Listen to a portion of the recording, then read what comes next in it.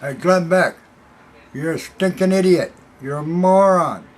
Regulate gay people? You people ain't heard nothing yet till you hear this one. I mean, Glenn Beck is going, woo, Broncos! Pushing his goal and now wanting to regulate gay people. Oh, I think that God thing got to your head there, Glenn. Listen to this on the news today. This is something, okay? Wow, then comment. Well, what do you think of this stupid idiot? You know, I know what I think of Glenn Beck. I know what I'd like to do to the guy. I wonder how many of you out there like to do the same thing. Yeah.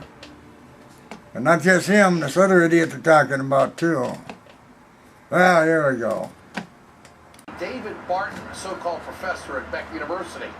On his radio show, Barton was talking about government regulation of things like fast food, cigarettes, and salt. And then he came up with this incredibly bigoted theory.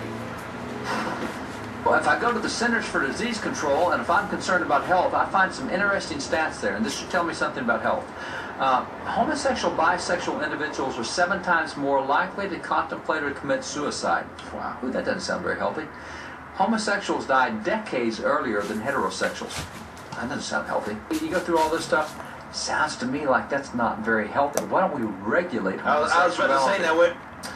This is all part of a clear pattern of hate coming from the right wing. Senator Jim DeMint of South Carolina is saying that gay people and sexually active single women shouldn't teach in public schools. Now this Beck disciple is spewing the same kind of garbage, and this is a guy who was the chair of the Texas Republican Party. He campaigned with Marco Rubio down in Florida. He worked with the newster on Sharon Engel's campaign in Nevada. He even stumped for John McCain in 2008. The Republicans cannot pass this guy off as just some regular dude. He is a fringe righty. For more, let's bring in Reverend Barry Lynn, Executive Director of Americans United for the Separation of Church and State. Well, Reverend, we got a lot of material on the table to show exactly who the Republican Party represents. What do you make of this?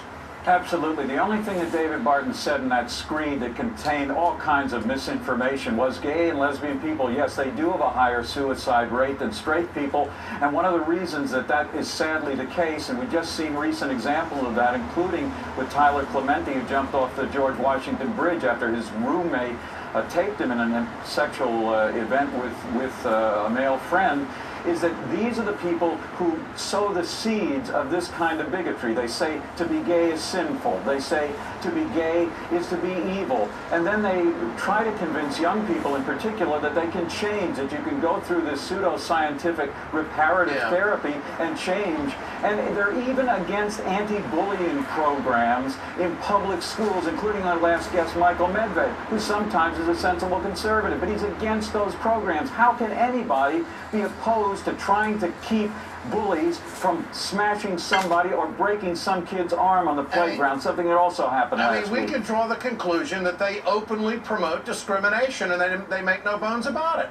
Oh, they do more than promote discrimination, because what they really want, and what David Barton wants to do by regulating homosexuality, the only way you regulate this, I guess, is if you put people in a camp, in a single cell in a camp, and then you just keep them there. Unless people say, well, that would never happen. Of course, sadly, it has happened in our history.